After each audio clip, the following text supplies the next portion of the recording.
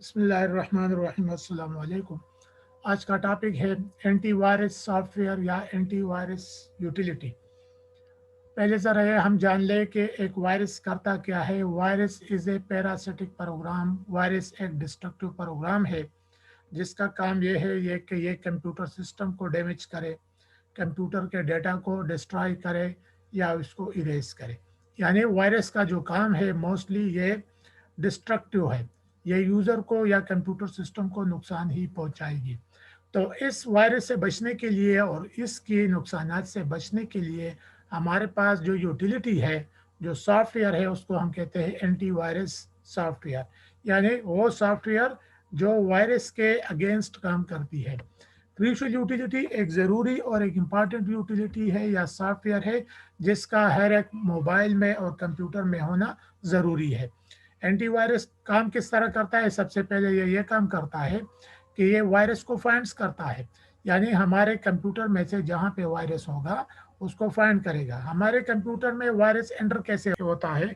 जब हम इंटरनेट को यूज़ करते हैं या इंटरनेट से फाइल्स को डाउनलोड करते हैं तो उस डाउनलोडिंग में अक्सर वायरसेस भी हमारे कंप्यूटर में एंटर हो जाती है। इसके अलावा अगर हम डिस्क वगैरह यूज़ करते हैं, पुराने डिस्क या यूएसबी वगैरह को यूज़ करते हैं, फॉर एग्जांपल किसी ने एक यूएसबी को एक इन्फेक्टेड कंप्यूटर में लगाया, उस इन्फेक्टेड कंप्यूटर से वायरस उस यूएसबी में आ गया। उस यूएसबी को जब हमने अपने कंप्यूटर में इस्तेमाल किया तो उस यूएसबी से वायरस हमारे कंप्यूटर में भी आ जाता है या आ जाएगा। अगर हमारा एंटीवायरस अपडेटेड नहीं है या हमारे कंप्यूटर में एंटीवायरस है ही नहीं तो हमारे कंप्यूटर में वो वायरस भी आ जाएगा। वायरस के फाइल्स अक्सर मेमोरी में हिडन होते हैं और वायरस जो है ये और फाइल्स के साथ उसके बैक में हमारे कंप्यूटर में एंटर हो जाते हैं। एंटीवायरस का काम यह है कि ऐसे हिडन फाइल्स को, एंटीवायरस को फाइंड करे और फौरन उसको ब्लॉक कर दे, उसको काम करने से रोक दे।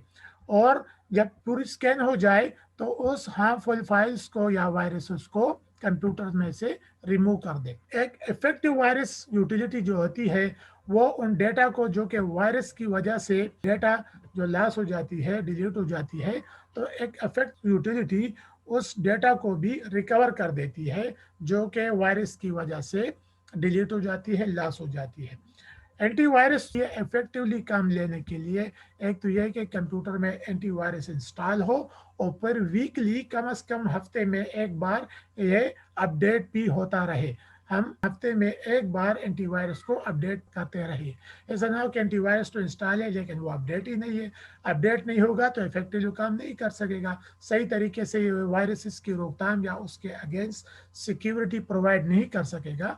तो एंटीवायरस को इंस्टॉल भी होना चाहिए और उस रेगुलरली अपडेट भी होना चाहिए। एग्जाम्पल जो एंटीवायरस की है, माइक्रोसॉफ्ट का जो है वो MS इंटरनेट सिक्योरिटी एसेंशियल है और ये माइक्रोसॉफ्ट के वेबसाइट से डाउनलोड भी किया जा सकता है।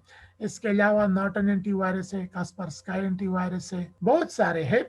और अगर एंटीवायरस पेड हो या ऐसे एंटीवायरस हो जिसमें सारे फीचर्स काम करते हैं तो फिर वो सबसे बेहतरीन एंटीवायरस होता है। हम अक्सर क्या करते हैं, ट्रायल वर्जन को इंस्टॉल कर देते हैं। तो ट्रायल वर्जन तो यह है कि एक टाइम तक काम करता है, महीने तक करेगा, 15 दिनों तक करेगा, फिर वो आपसे रजिस्टर होने के लिए कहेगा कि इस एंटीवायरस को आप रजिस्टर कर ले, इसको आप पेड वाला एंटीवायरस परचेस करके यूज़ करें।